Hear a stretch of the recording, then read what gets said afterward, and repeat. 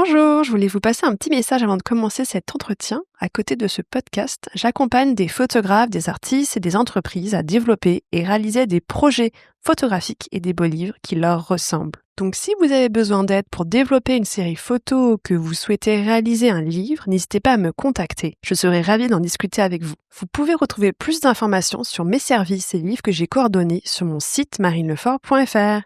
Et maintenant, place à l'épisode.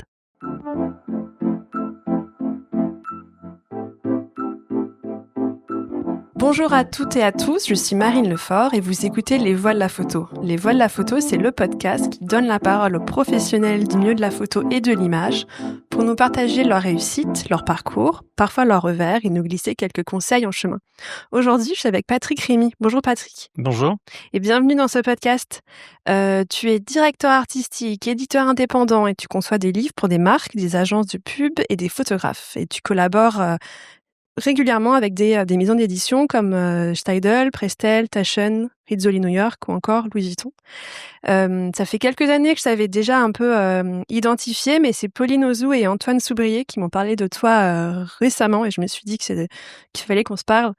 Donc je suis ravie qu'on puisse se rencontrer aujourd'hui. Dans cette discussion, j'aimerais qu'on parle en particulier de tes projets de livres de photographie, de mode et de photos.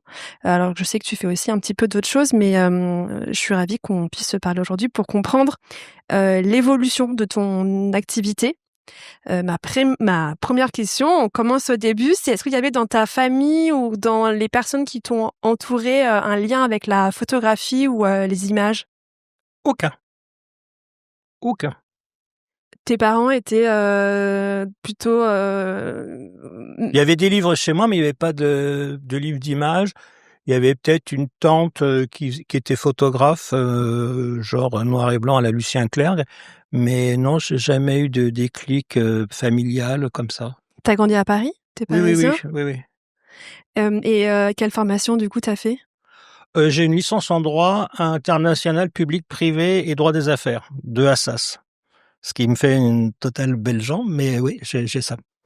Et quelle a été la première expérience professionnelle après cette formation en droit? Eh ben, je suis rentré à Europe 1. Donc c'était en 84 ou 85 et j'étais standardiste au jeu. Et après, un jour, il y a un gars qui me dit, au bout de 2-3 mois, il me dit, toi, tu vas monter à la rédaction et tu distribueras les dépêches. Donc c'était les dépêches papier aux journalistes. Donc je suis rentré dans la rédaction.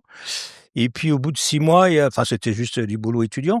Et au bout de 6 mois, il y en a un qui m'a dit, toi, tu vas apprendre le montage. Je lui dis, ouais, pourquoi pas. Donc j'ai appris à monter les reportages. Après, je suis devenu secrétaire de rédaction, chef des informations, et j'ai terminé 18 ans après rédacteur en chef adjoint de la tranche du matin. Donc j'ai vraiment appris sur le tas. Mais je rêvais d'être journaliste et j'avais fait le concours du CFJ, mais ma licence avait été il y avait des grèves et donc je me suis retrouvé à passer le concours le même jour que ma licence, donc j'ai préféré ma licence.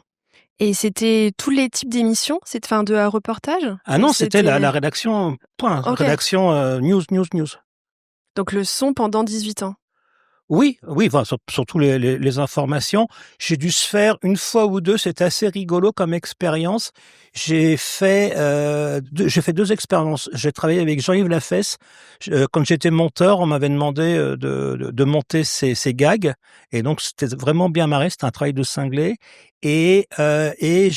Comme aussi, alors pendant longtemps, j'ai écrit sur le rock. J'ai travaillé aussi à Virgin quand j'étais standardiste, donc toujours étudiant. Et Virgin, à l'époque, me proposait un job. Et puis, j'ai préféré l'information, le monde du journalisme. Mais j'ai fait des émissions clés en main pour Europe 2 sur le Velvet Underground, sur les enfants du Velvet. Je me rappelle de ça, ouais.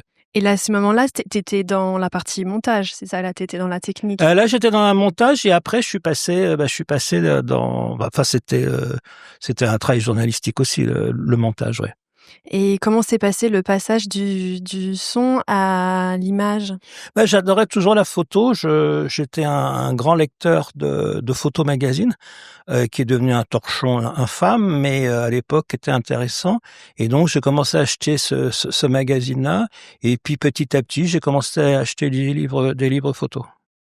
Les premiers, je crois que c'était David Hamilton, et il faut pas le cacher, c'était les premières sensations érotiques, mais bon, j'avais le même âge que les modèles à l'époque, et après c'était Helmut Newton. Et après, je me suis ouvert à d'autres photographies. Mais j'ai fait aussi de la photo. Oui, c'est ça.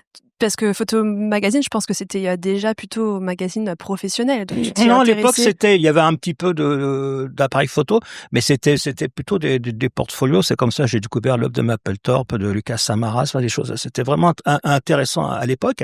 Et j'ai fait un peu de photos. Mon heure de gloire, c'était de photographier un groupe de rock qui était des copains au lycée et qui est devenu Taxi Girl. Et c'est moi qui ai fait la première affiche de Taxi Girl avant Jean-Baptiste Mondino. Mais Pas après, mal. j'ai pas persévéré dans la photographie. Donc la musique était aussi.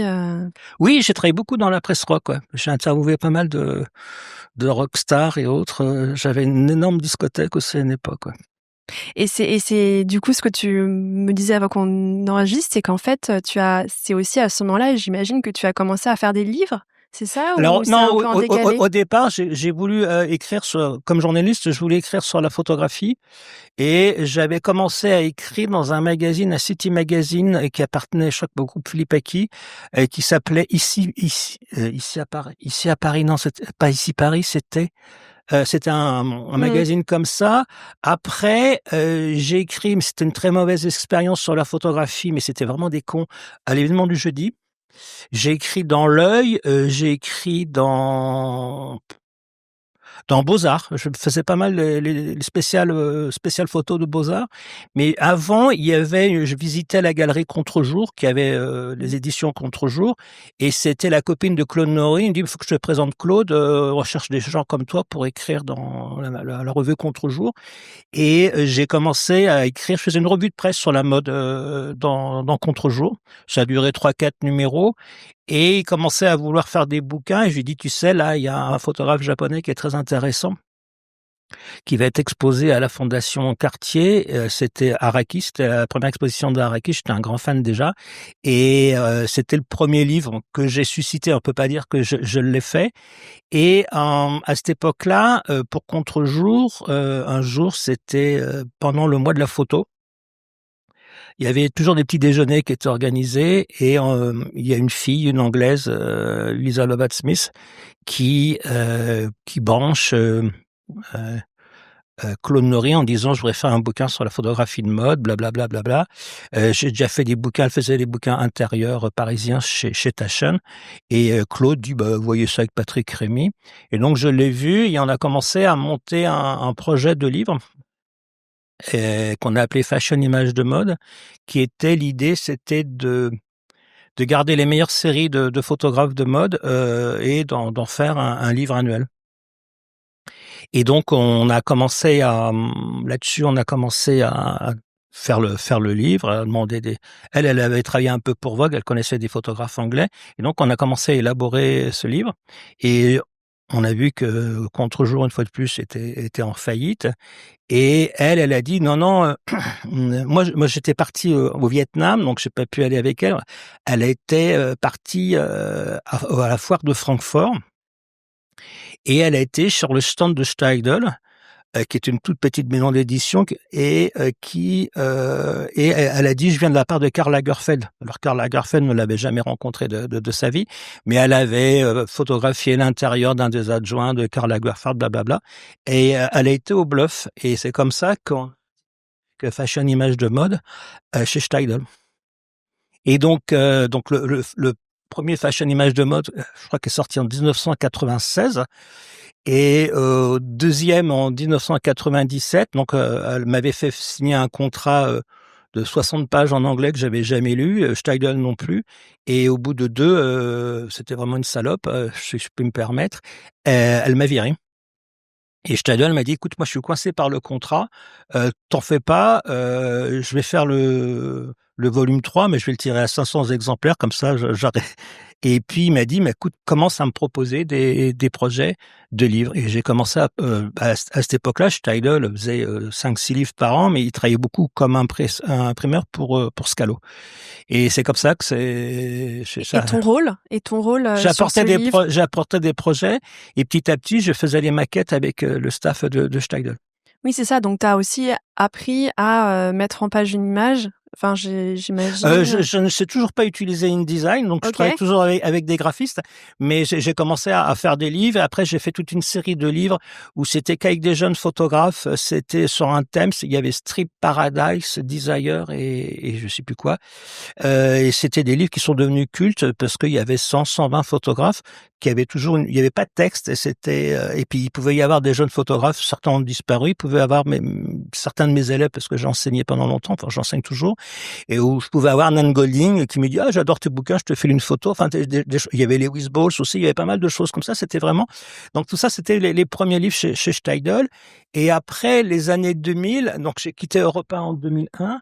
Et juste pour, du coup, Steidl, c'est quoi, tu penses que c'est quoi ce qui ont fait qu'ils avaient envie de travailler avec toi? Je me suis jamais posé la question, c'est que j'apportais peut-être un sang frais, et puis lui, c'était le départ, il travaillait beaucoup pour Scalo, il dépendait de Scalo, parce que Scalo à l'époque c'était vraiment la grande maison d'édition, et la qualité de Scalo c'était aussi la qualité de l'impression, mais à un moment ou un autre Scalo s'est cassé la gueule pour différentes raisons, et Steidl a récupéré certains artistes Scalo, je veux dire Robert Frank, Nan Golding, et ils avaient été au départ j'étais chez Scalo, et donc j'ai apporté un sang nouveau. Et donc ça, t'étais encore À Europe 1. à la radio. Ouais, et en même temps, j'ai fait des expositions de photos de mode au Japon. Et en 2001, j'ai quitté Europe 1 parce que d'abord j'avais ma fille qui venait de naître et que vu les horaires que j'avais, je l'aurais pas vue. Et deuxièmement, dans le journalisme à cette époque-là, on pouvait dire au patron, j'ai envie de me barrer. Est-ce que tu me donnes de l'argent? Donc je suis parti avec un très gros chèque et le chômage pendant 2 ans, et j'avais monté juste ma société un petit peu avant.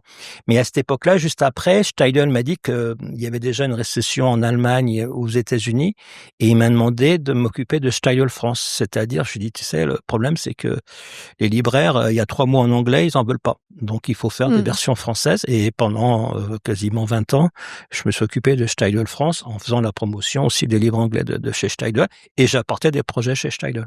Donc là, t'étais vraiment le lien entre toutes les librairies, c'est ça? C'était de façon assez concrète? Non, pas le lien avec les librairies, parce que je m'occupais de la diffusion distribution, c'est-à-dire qu'on avait, d'un côté, on avait Interart pour les livres en anglais, et de l'autre côté, j'avais dealé, alors ça a changé un peu, mais j'ai dealé à la fin avec la Sodis, qui appartient au groupe Gallimard. Donc c'était très opérationnel. Là sur cette partie, t'étais un peu moins sur la production des livres. T'étais vraiment sur. Après, j'ai produit des livres, et puis il y avait, on avait quand même pas mal on avait des partenariats avec la Fondation Cartier-Bresson, avec le BAL, avec des fois avec le Jeu de Paume quand c'était des artistes proches de Steidl. Et puis j'avais proposé des livres, dont certains livres je les faisais en anglais, certains livres je les faisais en français. Voilà, donc j'ai appris beaucoup sur comment ça fonctionne. Et j'imagine que c'est peut-être aussi avec ces livres que tu avais fait, et le réseau que tu as pu te faire, que tu as pu aller voir aussi d'autres éditeurs pour proposer d'autres livres. Pas tant que ça, parce que Steidl, j'ai arrêté à la fin, avant le Covid, donc en fin 2019, parce qu'il commençait à plus payer. Et chez Steidl aussi, pendant 20 ans, je me suis occupé du stand sur Paris Photo. Mais petit à petit, j'avais envie d'abord, j'avais fait un bouquin, par exemple, sur Daido Moriyama, pour Kamel Menour, c'est lui qui m'avait appelé et qui m'avait commandé ce bouquin. Ça s'appelait Remix. J'avais écrit aussi le texte, et je crois que 10 ans après, il l'a réédité. Et donc ça, c'était une première expérience ailleurs. J'ai fait du bouquin aussi chez le premier livre de Charles Frégé. Je l'avais fait aussi chez Léo Cher à l'époque, donc tout en travaillant chez Steidl. Et j'avais après les livres donc Fashion Image de mode 1 et 2, je voulais refaire un livre sur la photographie photographie de mode et Steidl, ça l'ennuie profondément. Et puis, comme il travaille beaucoup avec Lagerfeld et Chanel, il voulait pas mettre Lagerfeld à ses lubies, non pas tel photographe et ainsi de suite. Et donc là, j'avais proposé à Prestel, j'avais appelé le Kurt de chez Prestel, il m'a dit je le prends tout de suite. Et donc j'ai fait quelques livres chez Prestel. Donc ça s'est fait un petit peu comme ça. C'est toujours un peu des accidents parce que quand on contacte l'éditeur, ils vous répondent jamais. Et par exemple, sur Rizzoli, avec qui je travaille sur quelques projets, c'était Sonia Sieff, donc la fille de Jean-Loup Sieff, qui avait une commande de Rizzoli. C'était ça s'appelait les Françaises. Et l'éditeur de chez Rizzoli, Yann Luna, qui est devenu un ami et qui je travaille maintenant régulièrement, lui avait dit OK, mais trouve un directeur artistique pour gérer le truc. Et donc elle avait aimé ce que j'avais fait un livre sur les archives de son père un peu posthume, et elle avait aimé et donc on a travaillé sur les Françaises. Donc je lui avais dit d'abord le noir et blanc, tu laisses tomber, c'est pour papa, c'est de la couleur, et c'était toutes ses copines connues ou pas connues, nues chez elles. Donc j'ai dit de toute façon on va pas mettre du name dropping, même si ça qui sont connus, on va mettre juste les prénoms. Et j'ai dit moi je veux voir tout. Bon, je vais pas aller sur les shootings, mais je veux voir tout. Et c'est comme ça qu'on a élaboré le livre en 2 ans. Et là-dessus, ça a été deuxième ou troisième réédité. Donc voilà, c'est des choses comme ça. C'est toujours un peu par accident. Et chez Taschen, c'est en faisant des bouquins avec Betty Nara, j'en avais fait 2 ou 3 3 ou 4 même, chez Steidl. Elle m'a dit, il y a Taschen qui m'a demandé de faire une grosse rétrospective. Est-ce que ça t'intéresserait? Comment tu vois? Donc je lui dis, je le vois comme ci, comme ça. Et c'est comme ça que j'ai travaillé sur ce livre-là avec Bettina. Et comment tu as été en lien avec Bettina Reims, Kamel Ménour? Est-ce que c'est des Alors il y avait aussi il y a plein de choses parce que j'ai écrit sur la photographie et donc j'avais depuis le numéro 1 de numéro, j'avais une chronique sur la photographie. Et donc c'est comme ça que j'avais rencontré Kamel Ménour qui débutait. C'est comme ça que j'avais fait un jour un papier sur le travail de Valérie Belin et que j'ai fait aussi une monographie sur elle. C'était un petit peu comme ça. Et Bettina, oui, alors je travaillais pour le magazine Jalouse et je voulais faire une interview d'elle sur un projet qu'elle avait fait, pour c'était bien entendu, et puis on m'a demandé de travailler sur plusieurs projets comme directeur artistique ou sur des livres. Ouais.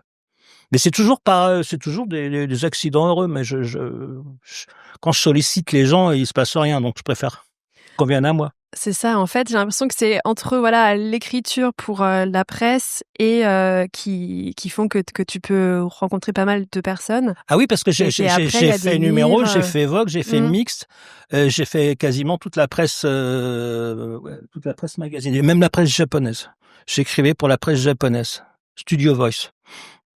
Du coup, en français ou en anglais directement? C'était en français, mais c'était traduit en anglais, en japonais. Et tu as aussi travaillé avec Louis Vuitton, et tu travailles encore avec eux? Alors ça, c'est relativement récent. Avant, j'ai travaillé pour Hermès. On avait un projet. Alors l'idée, c'était Koto Bolofo, qui était un photographe sud-africain, qui était venu me voir et qui avait un très beau livre, un très beau projet sur Venus Williams. Et donc c'était un peu une photographie un peu hors dedans, c'est ça qui nous intéressait. Et on avait fait le projet de Venus Williams. Et je savais qu'il avait une commande de Hermès sur tous les métiers de Hermès, et que c'était un livre qui a fait 8 ou 9 volumes. Et donc j'ai commencé à faire des réunions avec les gens d'Hermès, dont Pierre-Alexis Dumas. Puis un jour, Pierre-Alexis Dumas m'a invité à déjeuner. Il me dit, tu sais, j'ai l'impression de te connaître depuis toujours. Je lui dis, écoute, je suis désolé, t'es gentil, mais je viens pas du même milieu. Mais il m'a proposé d'être responsable de la collection, c'est-à-dire l'idée, c'était dans les magasins Hermès jusqu'à maintenant, c'était un tonton qui achetait des vieilles gravures équestres et il voulait mettre de la photographie contemporaine. Donc j'avais un gros budget et je lui soumettais des photos qu'ils achetaient pas. Il y avait toute une équipe derrière. Ça a duré 4 ans, 5 ans, ouais. Ah oui, donc là, c'était vraiment du conseil Oui, oui, oui, on a achat. acheté énormément de choses. On avait un très, très gros budget. Quand je faisais le tour de Paris Photo avec Père Alexis, tout le monde me faisait des sourires. Ouais. Et donc, donc voilà. Et après, à un moment, ils ont voulu avoir un autre regard, et ça s'est bien terminé. Je veux dire, c'était dommage, mais c'était bien terminé. Et alors, Louis Vuitton, l'histoire est un peu.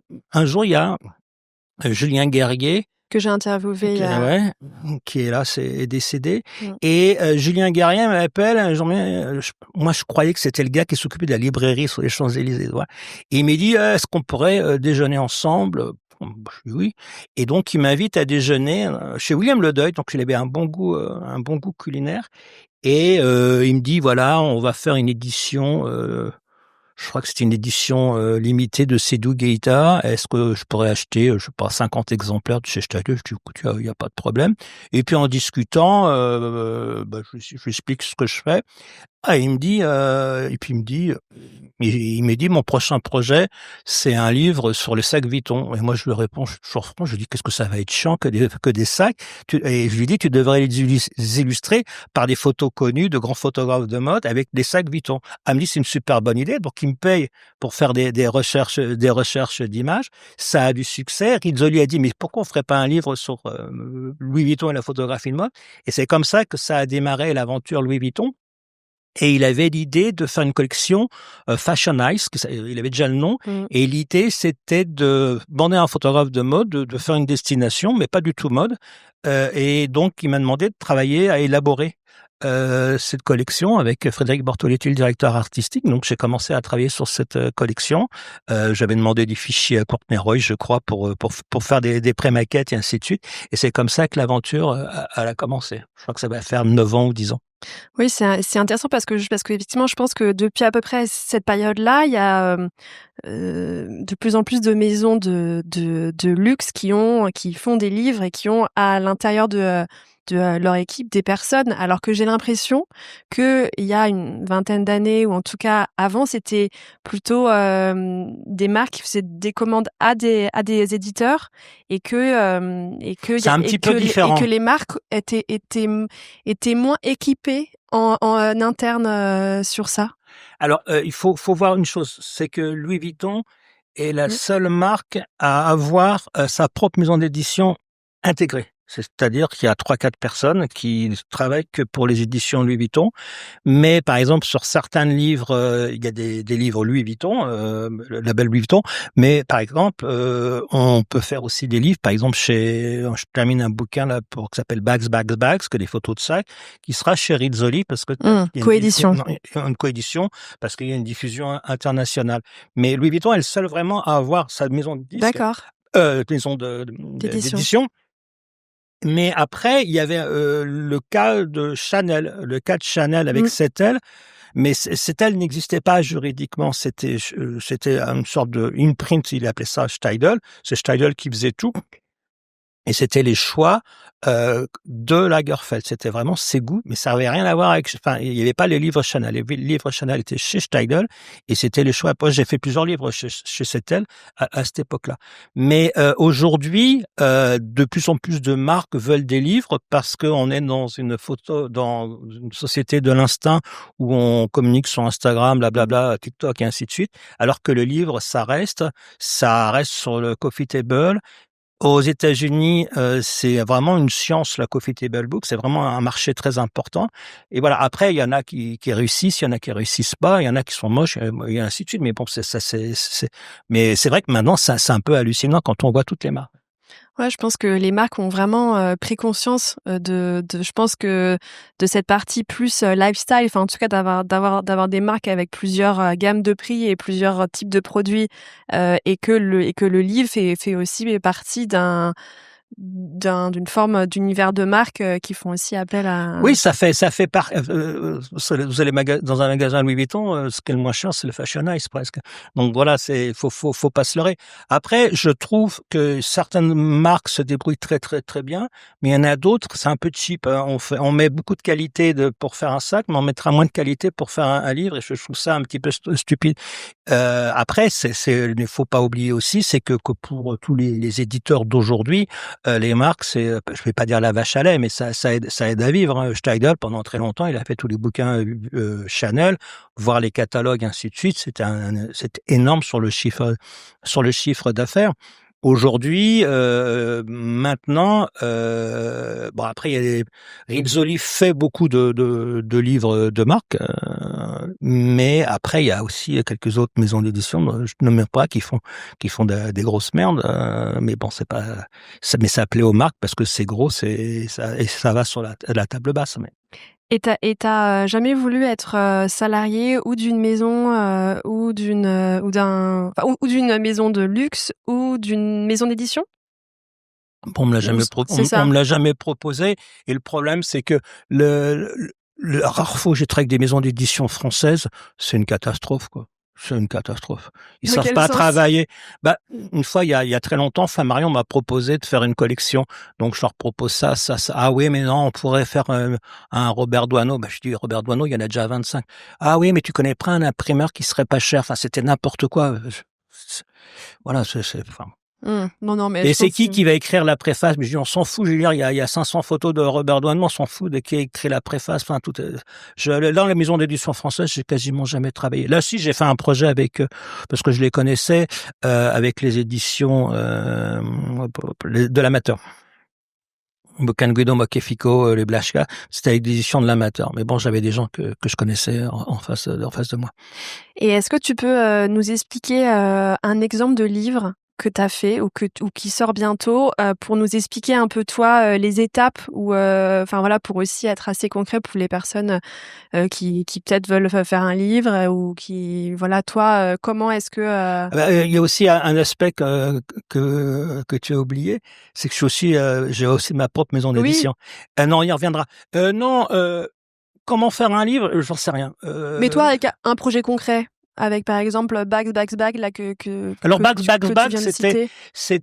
moi j'ai beaucoup de magazines de mode que je feuillette en permanence pour savoir qui fait quoi et ainsi de suite. Ça, donc je me nourris de ça, et un jour, et aussi, je fais aussi pas mal de recherches d'images pour des marques, pour des moodboards. Et l'idée, je me suis dit, tiens, il y a plein de photos vachement intéressantes de sacs Vuitton. Et puis, j'avais aussi dans la tête le bouquin Handbags qu'avait fait Jürgen Teller. Il a fait 2 volumes. Et je me suis dit, tiens, donc j'ai scanné des images. Je travaille beaucoup avec mon scanner. J'ai travaillé des images des magazines. J'ai fait avec une de mes étudiantes un petit PDF, et j'ai trouvé le titre Bags, et puis je l'ai proposé à Louis Vuitton, et ils m'ont dit c'est super, et donc ils l'ont proposé à Rizzoli qui était mon éditeur, donc il m'a dit c'est super, et puis voilà, après c'est un très gros travail, donc il sort au printemps prochain. Et dans ces cas-là, le choix des images, le choix des photographes, la gestion des droits d'auteur et des textes, c'est une équipe qui se construit autour de toi ou alors c'est Non, alors toi là, qui... non, il y a l'équipe de Louis Vuitton. Donc il y a l'équipe de Rizzoli. Moi, dans cette idée-là, je choisis les images. Après, j'ai écrit un texte aussi, comment ça, photographier un sac. Et après, j'ai fait le vis-à-vis de toutes les pages, enfin les vis-à-vis des photos. Après, ce genre de projet pour une marque, ça se fait pas comme ça. Après, il y a le créateur, il y a Pharrell Williams qui doit donner son avis, il y a Nicolas Guesquière qui doit donner le sien, il y a le marketing, ainsi de suite. Il y a énormément d'allers-retours. Et après, il y a quelqu'un qui gère les droits, qui demande au photographe et qui gère les droits. Ouais. Et dans ces cas-là, toi, c'est une prestation et les droits d'auteur sont payés aux artistes et aux Non, photographes, parce que c'est dans ça? ces cas-là, il y a pas les photographes sont payés pour leurs images. Je veux dire, donc il y en a qui demandent des sommes astronomiques, donc on leur fait comprendre que c'est pas une campagne Vuitton. S'ils veulent pas, on en choisit un autre. Mais non, moi j'ai été payé pour mes prestations, et puis je suis payé aussi pour le texte, voilà. Mais à chaque livre est différent, parce que un livre de marque, voilà, c'est pas vous qui le faites tout seul. Je veux dire, après il y a toute la marque qui est derrière, qui est plus côté patrimonial, voilà, il y a plein de choses comme ça. Mais après, Quand je fais par exemple un Fashion Nice, là je suis en train d'en terminer 2. Je passe énormément de temps à regarder les images. J'ai une sorte de logiciel, donc je fais mes tris d'images. Je prends énormément de temps à faire les images et après, j'imagine la maquette et on commence la maquette avec un graphiste, d'un côté de l'autre, ça peut prendre des heures et après on le suscite au photographe et des fois on demande au photographe qu'il fasse une pré-maquette pour l'esprit des choses. Mais ça prend toujours du temps. Et tu enseignes aussi? Oui, alors j'ai enseigné pendant plusieurs années, je crois que c'était il y a 10 ans, à l'ECAL, donc à Lausanne. Et aujourd'hui, j'enseigne la direction artistique, photographie éditoriale à Penningen. Et j'enseigne, mais c'est juste en septembre-octobre, à l'IFM, le master de communication visuelle. Donc ça, c'est en anglais. Et je leur rapprends l'histoire de la mode, de la photographie de mode, et comment faire des mood boards. Voilà. Et l'enseignement, est-ce que parfois ça peut nourrir des livres que tu fais? Enfin, quelle est un peu la place de l'enseignement par rapport au projet d'édition? Après, à l'école, j'ai utilisé énormément de photographes de jeunes qui étaient dans mes bouquins. Il y en a que j'ai fait travailler dans les magazines de mode. Ça c'était intéressant. Par exemple, le Jean-Vincent Simonet qui vient de faire le Fashion Nice of Osaka, il était un de mes élèves. Donc il y a 8 ans ou 10 ans, je sais plus. Donc ça m'intéresse, le côté partage.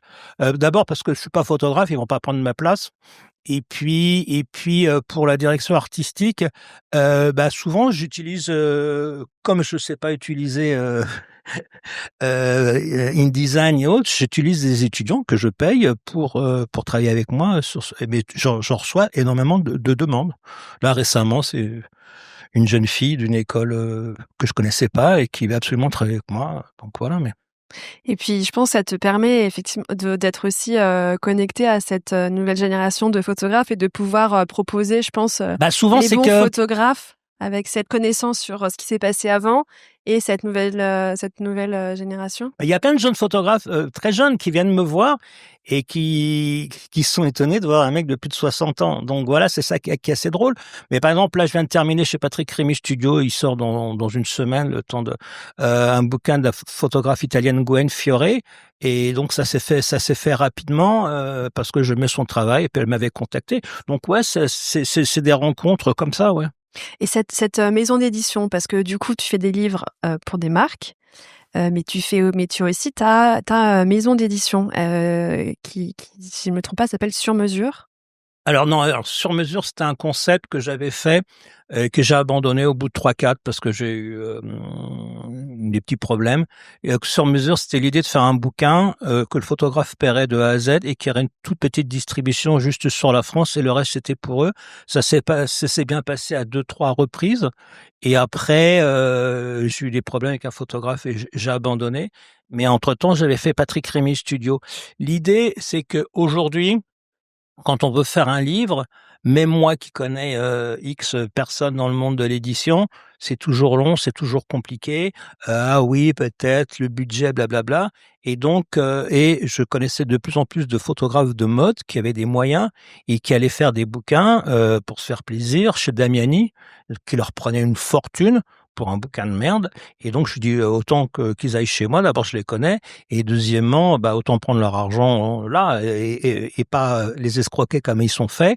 Et puis, petit à petit, j'ai monté cette maison d'édition. Là, j'en suis à 12 livres à peu près par an parce que le problème, c'est que c'est du temps et j'essaye de pas perdre d'argent. Donc et puis après, il faut vendre à l'étranger et ce qui est pas évident. Et comment tu fais pour ne pas perdre d'argent? C'est des livres qui sont peut-être plus chers ou des petites quantités? Non, parce qu'aujourd'hui, Parce que c'est pas facile d'avoir une maison d'édition. Ah oui, c'est complètement stupide d'avoir une maison d'édition. Non, c'était juste pour me faire plaisir parce que aujourd'hui, il y a des grandes maisons d'édition où les livres sont payés par des marques de mode, où c'est un livre qui va avec un musée, sinon basta. Donc c'est pour ça qu'aujourd'hui, il y a des centaines et des centaines de petites maisons d'édition qui tirent à 200, 300, 500 exemplaires. Et donc, l'idée, c'était de me faire plaisir et de faire plaisir à certains photographes, de faire des. Après, bon, il y a des livres qui sont payés, les livres qui sont payés à moitié, et ainsi de suite. Ça s'équilibre. Je n'ai pas fait le bilan, mais a priori, ouais, ça s'équilibre. J'ai une question qui est une très grosse question, c'est sur l'édition. Quelles sont un petit peu, toi, les évolutions que tu as pu voir en une vingtaine d'années là? Parce que tu as abordé plein de choses, les difficultés, enfin, en tout cas, les du coup, maisons d'édition qui vivent avec des livres de marque qu'elles font. Est-ce qu'il y a d'autres éléments comme ça sur les évolutions de ces métiers et de ce paysage de l'édition. Et l'édition, alors quand on parle d'édition, moi je parle toujours plutôt d'édition de beaux livres, en tout cas d'images, enfin de photos. J'aime pas le mot beau livre. Beaux livres? Ah, Ça veut pourquoi? dire qu'il y a des livres moches. C'est Moi, une je dis, catégorie. oui, mais c'est, vous savez, c'est quand je travaillais pour Steyler, je m'occupais de la presse et il y avait certains qui m'appelaient. Ah ouais, on fait les beaux livres à Noël. Je lui dis, écoutez, moi, j'en ai rien à foutre. Moi, je fais des livres toute l'année. J'en ai rien à foutre que vous me passiez mes livres à Noël. Voilà. Donc, c'est un travail à long terme. Donc, je peux être désagréable. Ça, tout le monde le sait. Mais, non, je pense qu'aujourd'hui, le livre est devenu les magazines, ça n'existe quasiment plus. Les galeries, il y en a quasiment plus, à part une fois par an, appareil photo. Et que le livre est un moyen de publier la photographie. C'est le meilleur moyen de publier la photographie. C'est un jeune photographe qui s'appelait Henri Cartier-Bresson qui disait la photographie, ça se regarde dans le livre. Donc, je pense qu'il y a de plus en plus de photographes. Aujourd'hui, c'est relativement plus facile de faire un livre parce que avec le digital pour les maquettes et ainsi de suite pour la gravure et autres, c'est beaucoup plus simple. Simplement, c'est que aujourd'hui, il y a de moins en moins de gens qui achètent des livres. Il faut pas se leurrer. Moi, quand les photographes viennent me voir, je voudrais faire un livre, super, blablabla. Je dis ouais, c'est super. Et t'as acheté un livre récemment? Ah bah non, c'est trop cher. Je vais pas le temps. Bah j'ai dit t'as compris. Salut, au revoir. Donc voilà, c'est que et puis après je reçois pas mal de photographes, mais il y a des trucs ça tombait par terre quoi. Je veux dire, c'est indigent, voilà, ils se débrouillent.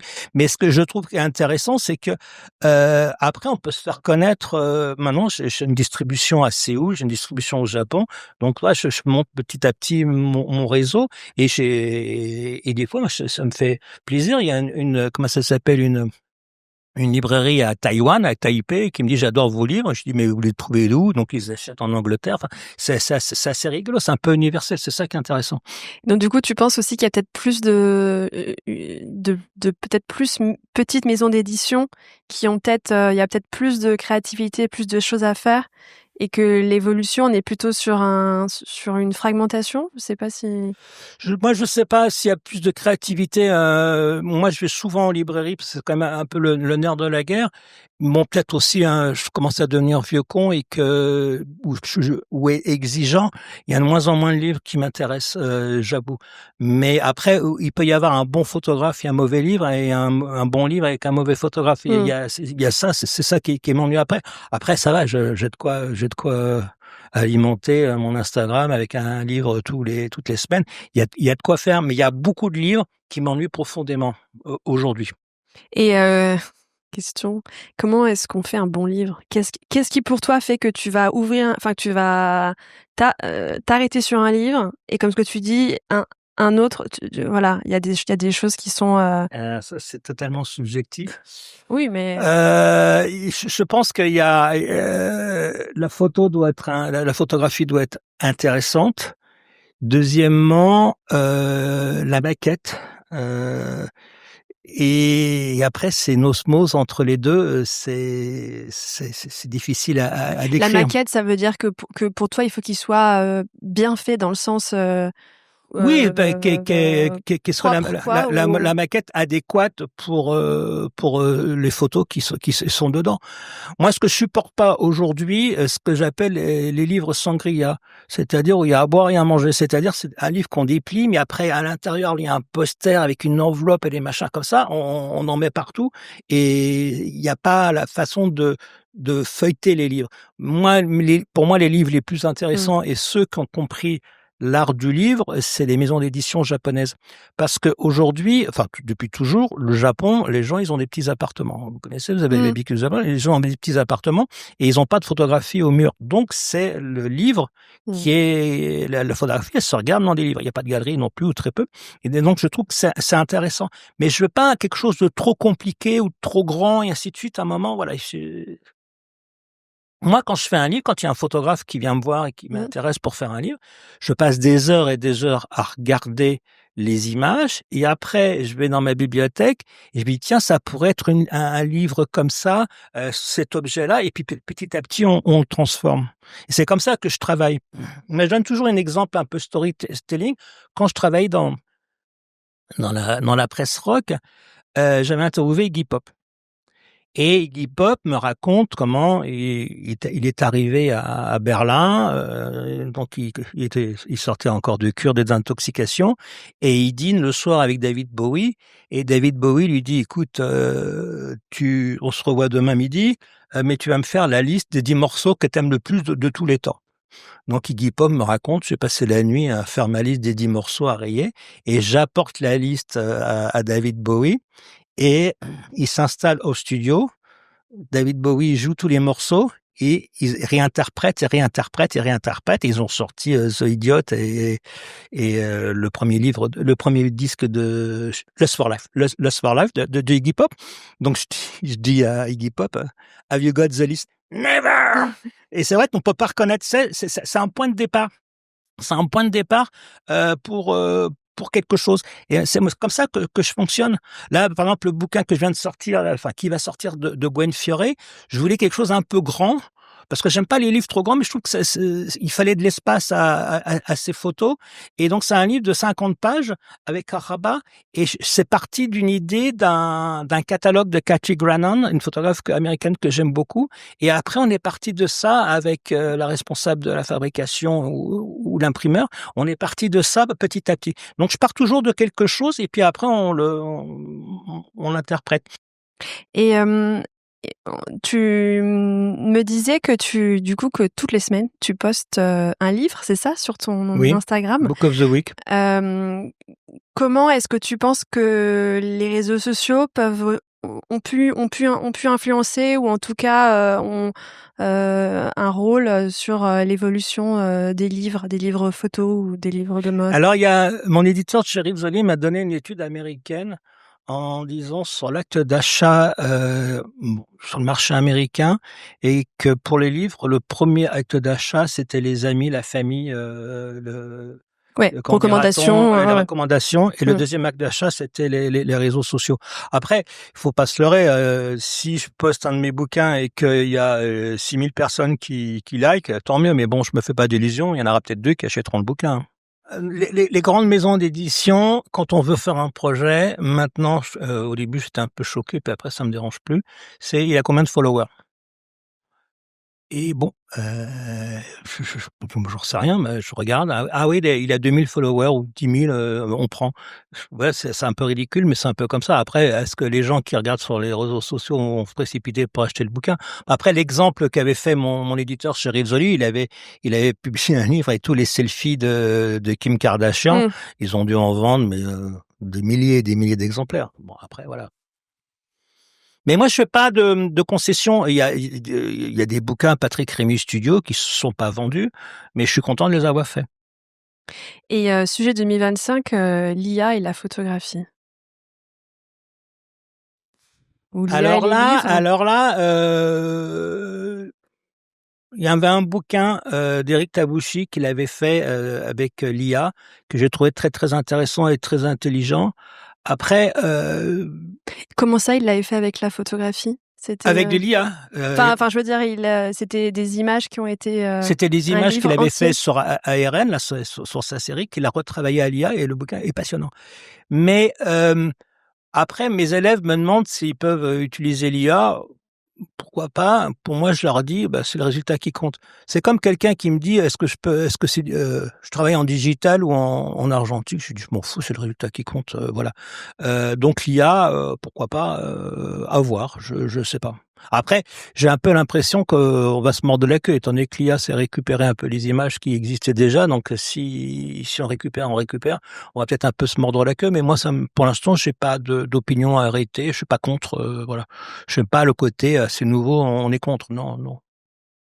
Ma dernière question, elle est pour des photographes qui souhaiteraient, faire un livre. Est-ce que tu aurais des conseils? Alors, on a déjà parlé un peu du beau livre et cetera, enfin de comment faire bon livre, pardon, pas beau livre. Je préfère.